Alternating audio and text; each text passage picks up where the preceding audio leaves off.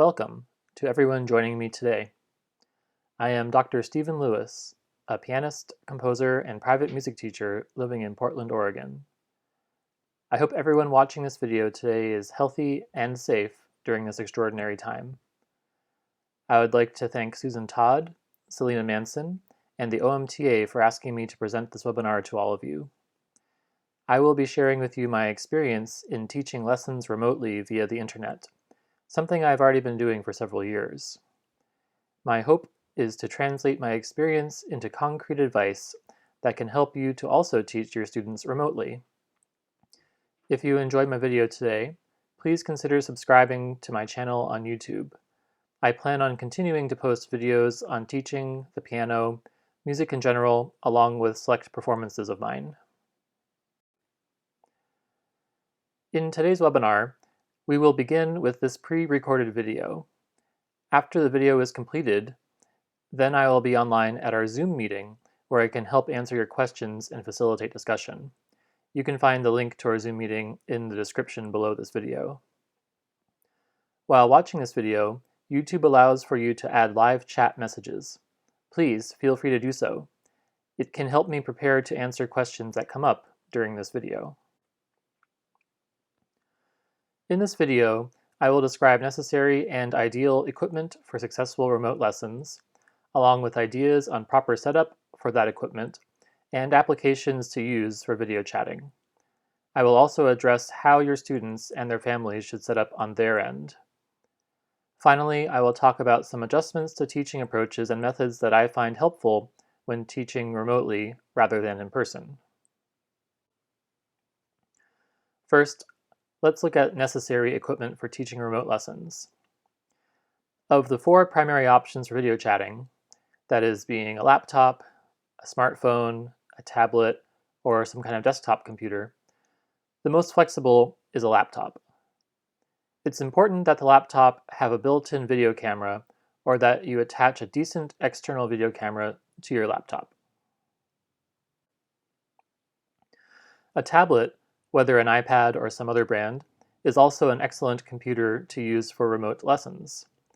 I highly recommend the largest screen size available, as it is the most useful for teaching and for music in general. I'll be including the outline to my recent Nellie Tholen talk, The iPad as Teaching Tool, to give you other ideas about how to use an iPad or other tablet in your teaching and musical life. Tablets will need a tripod or other holder to attain the ideal angles and vantage point for the camera. Most tablet holders will direct the camera at too high an angle, missing the keyboard and hands entirely. This is because tablet holders are designed to be placed on a desk or a table and to look straight up at the speaker. They are not designed to look straight ahead. The tripod and tablet holder attachment for the tripod are necessary to hold the tablet at a good angle safely. Propping a tablet up on books or in any other unsecured way is very dangerous to the tablet. Less ideal are smartphones and desktops. Smartphones are simply too small. A crucial component to remote lessons are screens large enough to see your students' hands clearly. Notice in the photo here how much smaller an iPhone 5S is than a 12.9-inch iPad. In addition, smartphones can be more difficult to position for the correct angles. However, in a pinch, they can be used to provide audio through their speakerphone function if the audio in Skype or Zoom, for whatever reason, is not working. Desktops are also difficult to manage since they tend to be stuck in one spot, often far from the piano, and the various cables necessary to hook up webcams and headphones will be a trip-bait hazard, dangerous to equipment and humans alike. In addition, if the desktop is not near to your piano, you won't be able to see your student on the screen. However, if you already have a desktop in a good position next to your piano, then it could be a more viable option. Headphones, or earbuds, are crucial to high-quality remote lessons. Audio quality is far superior if both the teacher and student wears them, and headphones prevent audio feedback and an annoying echo effect that can occur. Make sure that whatever headphones or earbuds you use are either wireless or have long, flexible cords. Pulling a laptop or tablet onto the floor is a real danger with corded headphones. I use Sony studio monitors, pictured here in the top photo, with a flexible and extendable cord that allows me to move freely up to about 10 feet from my iPad without worrying about pulling it over. When I teach remote lessons, I actually use both my iPad and my MacBook Pro. I use the iPad, seen here on a tripod, to stream the video chat, while I use my laptop to create my bespoke practice sheets for my students using Microsoft OneNote. While this is an expensive setup, it does provide for much more flexibility and functionality during lessons. However, if you only have one of these available, it is still very feasible to teach remote lessons. When it comes to the setup, it works best to imitate how you would normally be positioned at an in-person lesson. You should place your laptop or tablet to the side of the piano, either side will work, so that the camera can see the keyboard, your hands, and your torso and face. In my experience, it's usually not possible to get the feet and pedals into the frame and still see everything else well, so prioritize the hands, keys, torso, and face. It is very helpful to have someone else aid you in your setup, at least until you get used to where everything needs to go.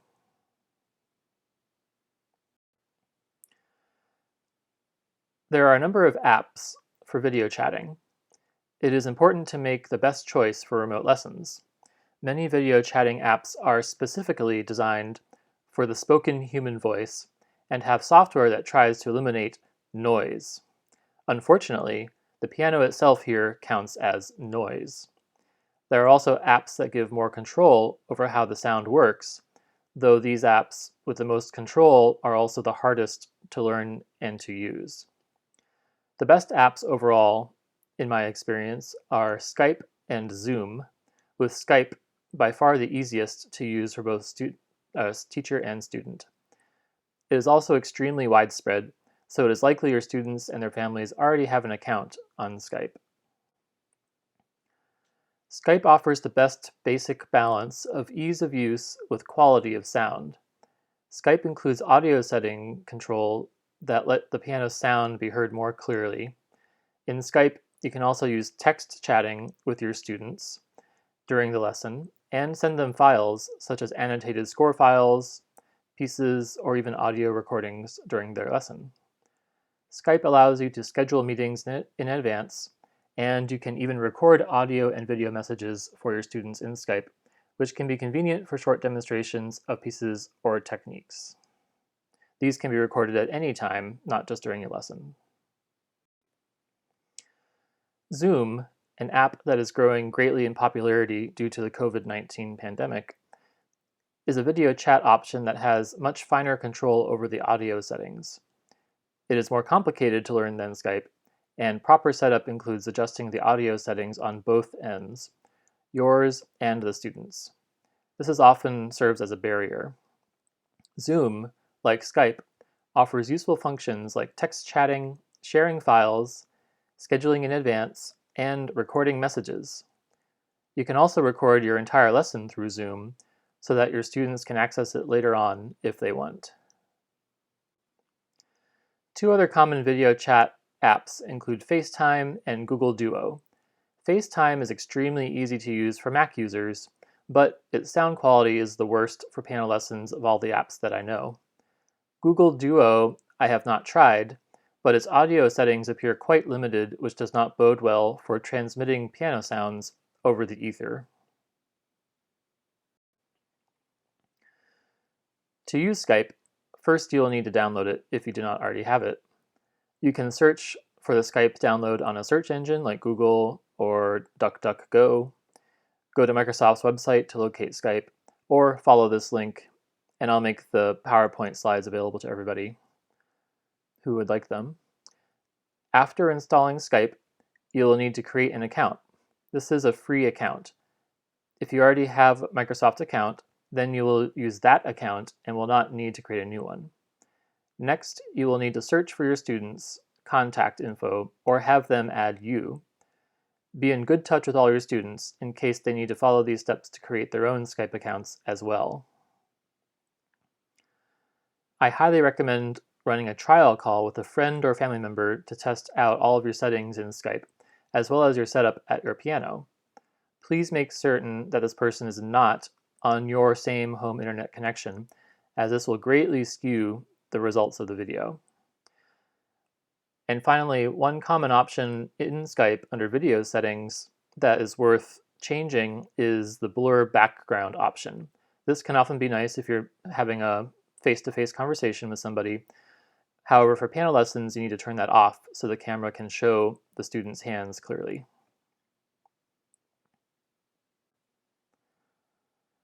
For the student's home setup, it is best if they follow the same format as yours.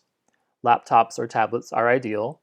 The camera should take in their hands, the keyboard, their torso, and their face. Headphones or earbuds with flexible cords, or wireless headphones or earbuds, are important for safety, audio quality, and also to create a sense of privacy. Many students do not want their parents or siblings around for their lessons, but nowadays everyone is stuck at home. Headphones will allow for the student to feel more separated from their surroundings, which will improve the quality of their lessons, especially if other family members need to be in the same room with them. Finally, your students will need the same video chatting app as you are using. Make sure the parents are on hand at first to help with the setup. Remember, many young people need help with technology. It is a myth that the young know these things, quote-unquote, naturally. Having a parent on hand to help with the first lesson setup will help get your lessons going much sooner and much more smoothly. For many of us, teaching in-person lessons has become a series of habits, hopefully mostly good. Teaching remotely can at first be jarring, as many of our common habits and actions, such as writing on student scores, guiding their wrists or fingers, moving around our studio, and even noticing subtle indicators of how our students are feeling and reacting, like body language and minute facial expressions, are no longer possible or much harder over the internet. The quality of the video, even on a large screen, can often make these things difficult to notice.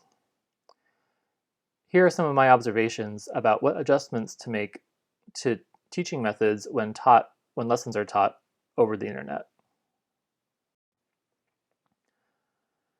It is harder to notice subtle cues that we rely upon for teaching. We can tell a lot about how our students are feeling, what they are absorbing, what we need to explain again, and if we need to redirect their attention by noticing their facial expression, their body language, many subtle things that are easy to see in person. In remote lessons, we need to be more explicit in asking questions to our students to gauge where they are in these areas. Sometimes these questions are the kinds that would seem somewhat testy or exasperated in person, but online are necessary for clarity. For instance, I find myself asking much more often, "Did you understand what I just said?" Asking, "Did you hear me clearly?" or "Did I cut out?" can also help bridge the occasional internet-related interference or slowdown. Teaching technique can be a challenge online. We so often interact with our students physically, guiding their wrists, helping them find the keys for beginners, or demonstrating alongside them at the bench. Online, we must rely more upon demonstrating technique visually over the video, which is part of why having a camera at the correct angle and vantage point is so crucial. We must also develop precise, clear, evocative language for conveying technique verbally. For instance, I have a student learning Bach's two-part A minor invention right now. To help him navigate the tricky counterpoint, I asked him to picture two monkeys swinging acrobatically around each other on vines and branches in the jungle. This helped him immensely with those tricky passages for better technique and accuracy. I probably would not have used that imagery if we had a lesson in person, because I tend to work more through demonstration.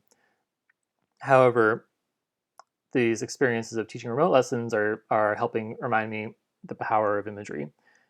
For remote lessons, though, it's absolutely vital. So you might want to start thinking about interesting, evocative, precise ways you can describe various kinds of piano technique. Teaching tone and musicality over the internet can also be difficult. I find it necessary to rely more on my students to listen to themselves and give me their own feedback of how they sound in the room where they are. This is due to the flattening of sound over the internet, even under the best of conditions, making it very hard to hear finer gradations in dynamics, pedaling, sonority, shaping of phrases, and voicing of chords. I also spend more time playing demonstrations for my students, explicitly describing what I am about to show them. For example, to help them voice chords correctly, I will tell them exactly how I will voice these chords. Then, as I demonstrate through playing, I over-exaggerate it so it will be heard by them over the connection. Beyond that, I am also finding many new, clearer, and more evocative ways of describing sound to help my students with issues of tone and musicality. In online lessons, we must either rely on the student to write everything down for us, or we will need to send our students annotated scores after each lesson.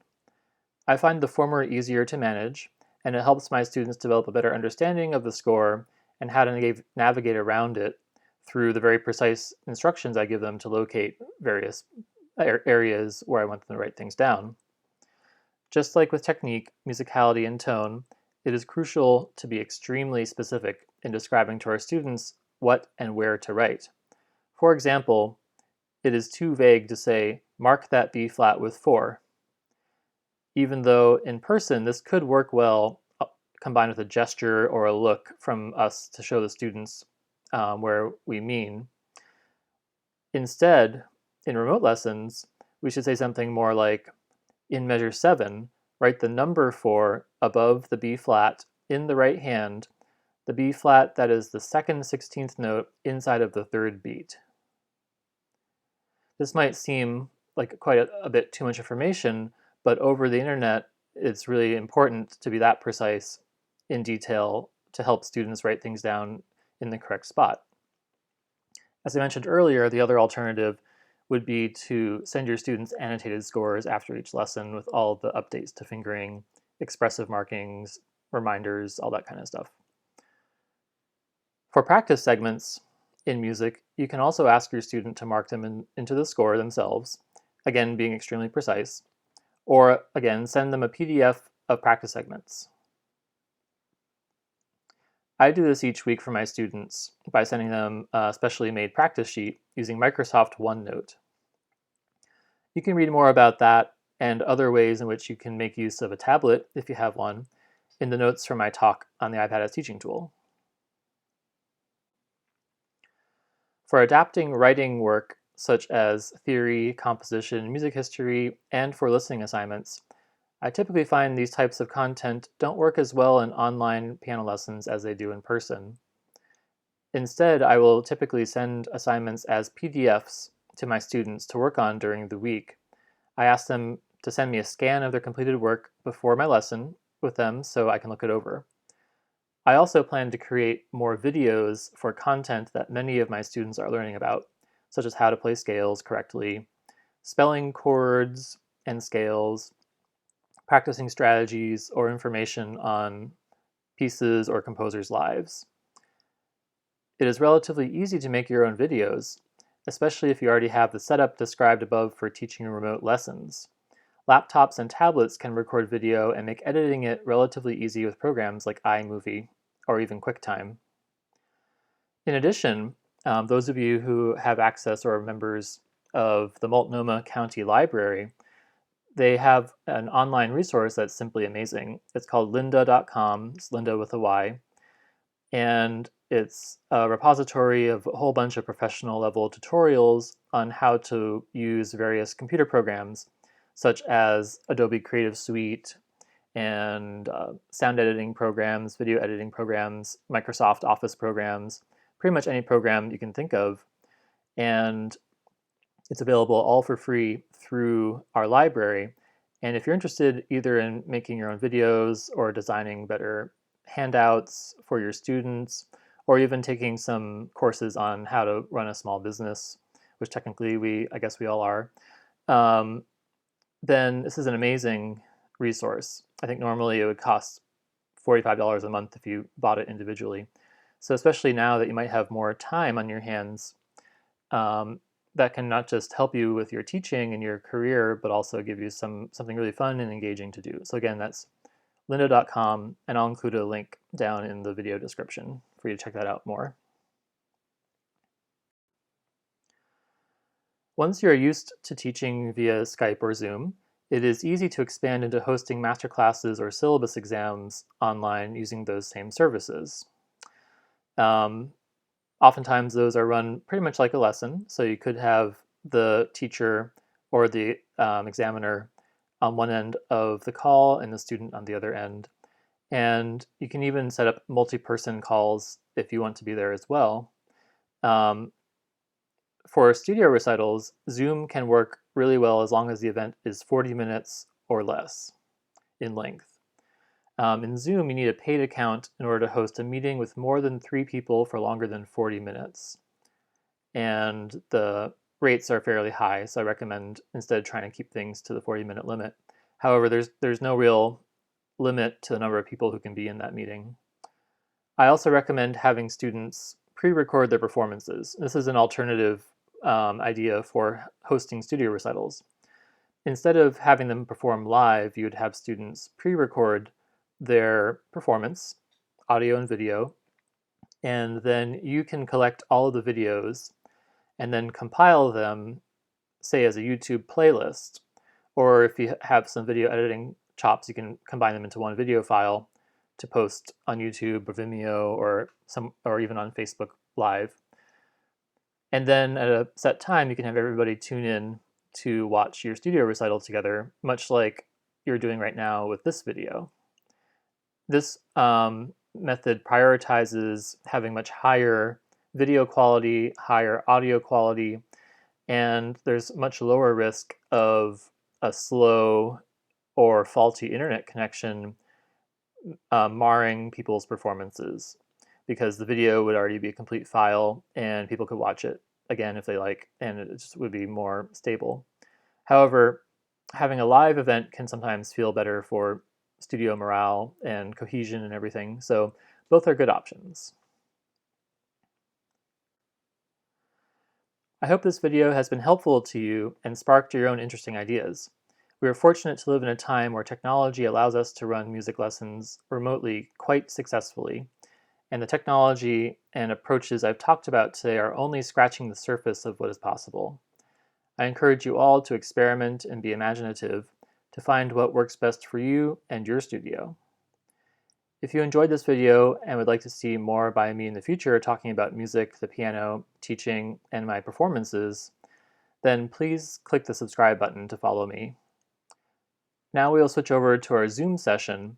The link is below in the description of this video, where I will be there live to help answer questions you may have and to join in the discussion. Thanks so much for watching.